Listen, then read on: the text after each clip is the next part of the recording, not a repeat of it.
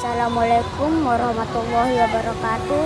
Perkenalkan, nama saya Al-Jumsida Romiza dari kelas 3A SDIT Nurul Ilmi. Kali ini saya akan menceritakan riwayat singkat seorang pahlawan nasional, yaitu Sultan Hasanuddin, si ayam jantan dari timur. Riwayat singkat perjuangan Sultan Hasanuddin dalam melawan penjajahan Belanda. Sultan Hasanuddin lahir di Makassar, Sulawesi Selatan 12 Januari 1631 dan meninggal di Makassar, Sulawesi Selatan 16 Juni tahun 1670. Pada umur 39 tahun, Sultan Hasanuddin terlahir dengan nama Basi Muhammad Pakir Daeng Matawang Garai Botom Mengape. Setelah naik tahta sebagai sultan, beliau mendapat gelar Sultan Hasanuddin, dijuluki oleh Belanda ayam jantan jago dari benua timur karena keberaniannya melawan penjajahan Belanda. Sultan Hasanuddin merupakan anak kedua dari Raja Goa ke-15, Sultan Malikusasin, dan ibunya bernama Isabe Tomo Lakutu yang merupakan putri bangsawan Laika. Sejak kecil, Sultan Hasanuddin sudah memperlihatkan jiwa kepemimpinan sebagai seorang pemimpin masa depan. Pendidikannya di pusat pendidikan dan pengajaran Islam di Masjid Bontala membentuk Hasanuddin menjadi pemuda yang beragama, rendah hati, jujur, dan memiliki semangat perjuangan. Selain itu, Hasanuddin pandai bergaul, tidak hanya dalam lingkungan bangsawan istana dan rakyatnya, tetapi meluaskan kepada orang asing seperti orang Melayu, Portugis, dan Inggris yang pada saat itu banyak berkunjung ke Makassar untuk berdagang. Pengangkat Sultan Hasanuddin sebagai Raja Goa ke-16. Sultan Hasanuddin dinobatkan menjadi Raja Goa ke-16 pada bulan November 1653, menggantikan ayah pada saat beliau berusia 22 tahun. Sultan Hasanuddin diangkat menjadi raja karena pesan dari ayahnya sebelum wafat. Wasiat dari raja kepada Sultan Hasanuddin disetujui oleh Mangkubi Kerajaan Karaeng Patinggaloang karena melihat sifat-sifat Hasanuddin yang tegas, berani, dan juga memiliki kemampuan serta pengetahuan yang luas.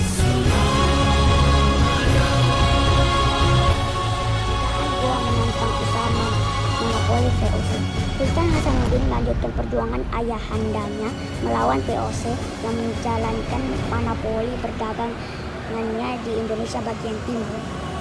Itu sebabnya kerajaan Goa menantang usaha monopoli VOC, dan ini yang membuat VOC berusaha untuk menghancurkan dan menyingkirkan kerajaan Goa.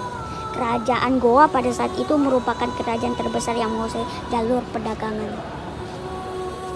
Perperangan melawan Belanda dan perjanjian Bugaya tahun 1666 di bawah pimpinan Laksmana Cornelis Spelman, Belanda berusaha menduduki kerajaan-kerajaan kecil, tetapi mereka belum berhasil menduduki kerajaan Goa karena Sultan Hasanuddin berhasil menggabungkan kekuatan kerajaan-kerajaan kecil di Indonesia bagian timur untuk melawan Belanda.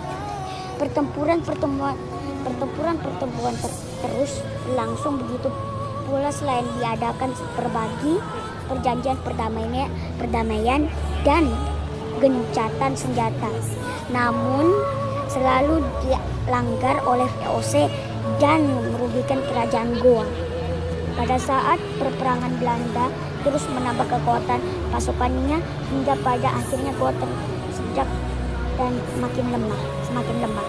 Dan Dengan berbagai pertimbangan, akhirnya Sultan Hasanuddin bersedia mendatangi perjanjian Bugaya pada tahun 18 November 1667.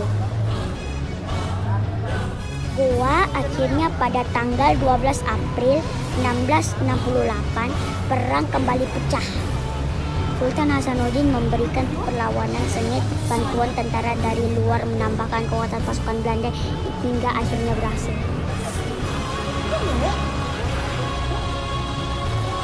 Setelah kekalahan yang diterima kerajaan Goa dan mundurnya Sultan Hasanuddin dari benteng Somba Opu ke benteng Kalegua, maka usaha Spelman memecah belah persatuan kerajaan Goa telah terus dilancarkan. Usaha ini berhasil setelah diadakan pengampunan umum. Siapa yang mau menyerah diampuni Belanda. Beberapa perbesaran kerajaan menyatakan menyerah. Karaeng Tallo dari Karaeng Langkese menyatakan tunduk pada perjanjian Bugaya.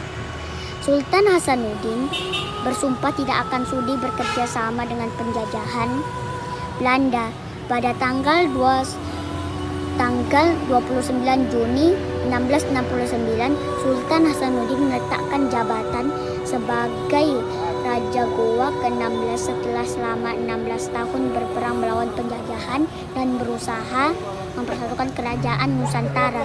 Sesudah turun tahta, Sultan Hasanuddin banyak mencurahkan waktu berbagi pengajaran agama Islam dan berusaha menanamkan rasa kebangsaan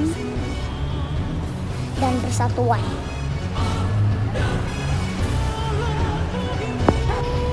Pada hari Kamis tanggal 12 Juni 1670 bertepatan dengan tanggal 23 Muharram 1051 Hijriah, Sultan Hasanuddin wafat dalam usia 39 tahun. Beliau dimakamkan di suatu bukit di pemakaman Raja-Raja Goa di dalam benteng Kalai Goa di kampung Tamalate. Sultan Hasanuddin telah tiada, tetapi semangatnya tetap berkorban di dada setiap insan bangsa yang mendambakan perdamaian dan kebangsaan di bumi Pancasila ini. Nama Sultan Hasanuddin abadi dalam dada, menghormati jasa dengan mengabadikan namanya menjadi nama jalan pada hampir di setiap kota di Nusantara. Universitas Hasanuddin sebagai salah satu universitas ditemukan di Indonesia bagian timur mempergunakan namanya dan memakai lambangnya ayam jantan dari timur. Komandan daerah militer Kodam Hasanuddin mengabadikan namanya dan menjadikan semboyannya Abatireng Ti Polipuku, setia pada negeriku, dan keputusannya Presiden RI nomor 087 atau TK tahun 1973 tanggal 6 November 1973. Sultan Hasanuddin dianugerahkan gelar pahlawan nasional untuk menghargai jasa-jasa kepahlawannya. Sekian cerita saya. Terima kasih Ustadz dan Ustazah. Assalamualaikum warahmatullahi wabarakatuh.